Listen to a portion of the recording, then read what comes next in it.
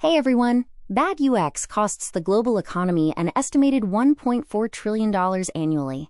It's time to put aside the aesthetics and perform a strict financial audit on your digital products. Stick around to learn why scalable design architecture is a massive economic lever. Let's go. I want to anchor our entire discussion right here. $1.4 trillion. According to recent research on the state of enterprise software, that is the estimated global annual cost of bad user experience, or UX. We need to instantly recognize that we're dealing with high-stakes financial liabilities here, not just, subjective aesthetic preferences. When digital experiences are clunky or confusing, it quietly drains the economy in ways that often go completely unmeasured. And to make this incredibly real, take a look at this terrifying example.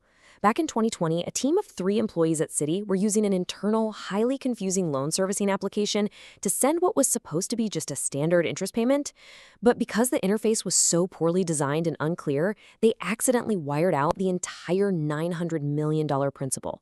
Nearly $1 billion walked right out the door simply because of unmanaged UX. That right there proves just how disastrous a confusing enterprise interface can actually be. Which brings us to our first course section: the liability and the operational costs of poor UX. Now, most of us aren't accidentally wiring out $1 billion, but that financial bleed, it's still happening every single day. For the executives tuning in, look closely at these 4 operational drains. First, when systems force users to hold complex information in their heads or guess at unclear labels, your error rates and compliance failures just spike. Second, bad UX generates a massive support load. Your help desk is suddenly drowning in tickets just trying to explain how to use your own internal tools. Third, it extends training time. New hires literally take weeks longer to become productive. And finally, employee turnover. People get incredibly stressed out fighting their internal tools all day long, and eventually they just quit. These 4 costs quietly drain millions from your operating budget while hiding in plain sight as standard business expenses. Okay, let's dive into this next part.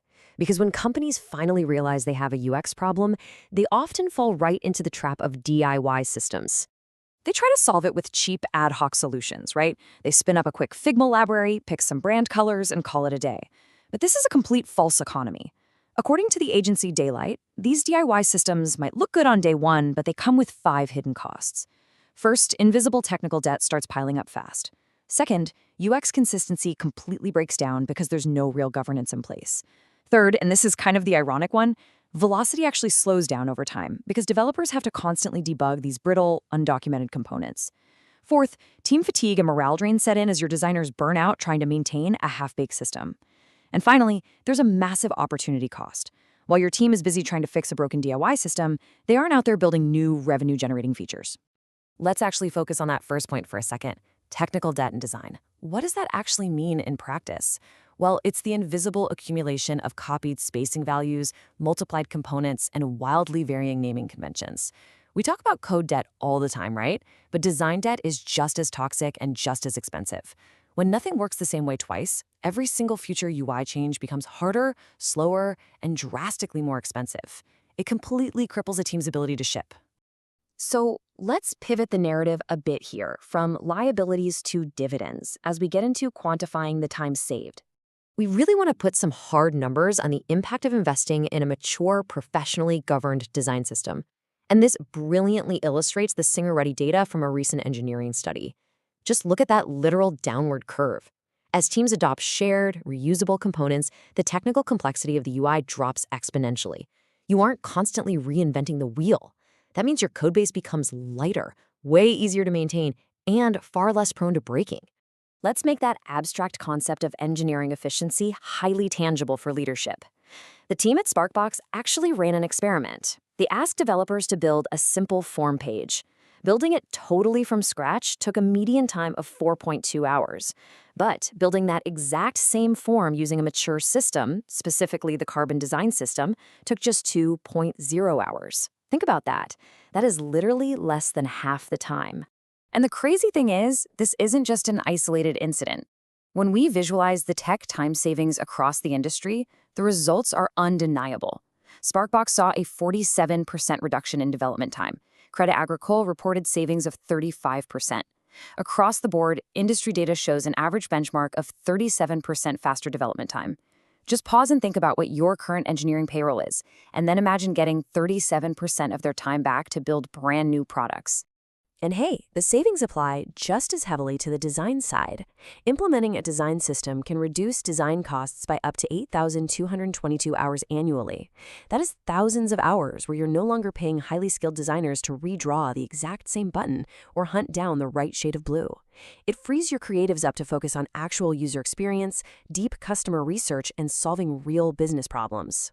Take a look at this example from TELUS. Before they had a design system, retrieving a standard design symbol took about 10 minutes of repetitive manual searching. With the design system, that same task takes 30 seconds. Now, I know that sounds like a tiny, microscopic friction, right? But when you multiply that across an organization of their size, eliminating that tiny friction compounded into a massive savings of 6,480 hours annually. So, we've talked heavily about internal cost cutting. But let's shift gears and talk about translating consistency into revenue.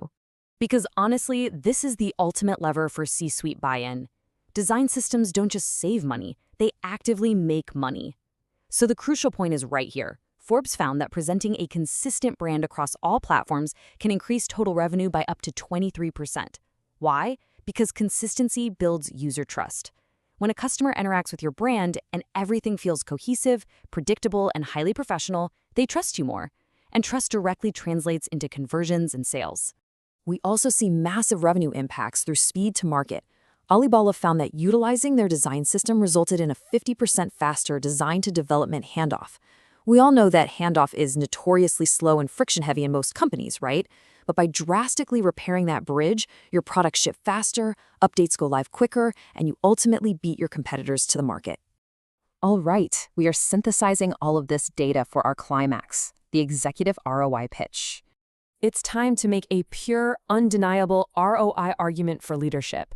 Smashing Magazine ran the raw mathematics on this, directly comparing the cost of building a system versus the time saved. They calculated a staggering baseline return on investment of 135% for implementing a mature design system. It quite literally pays for itself, and then it pays you. I'm going to break the fourth wall here and speak directly to the executives again. Look at this financial audit. Based on industry salary benchmarks and proven time-saving metrics, a system saves roughly $100,440 per developer and $102,600 per designer every single year. For just a modest-sized team, that translates to over $871,000 in net gains annually. Listen, when your teams come to you asking for the time and the budget to build a real design system, they are not asking you for a fancy styling tool. They are asking you to fund a margin improvement engine. I want to leave you with this final, somewhat provocative thought. You are actually already paying for a design system.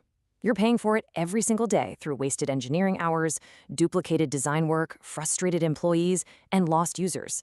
It is a massive, compounding daily expense that is sitting on your books right now. So the only question is, wouldn't you rather actually own one? Thanks so much for joining me on this explainer, and I'll catch you next time.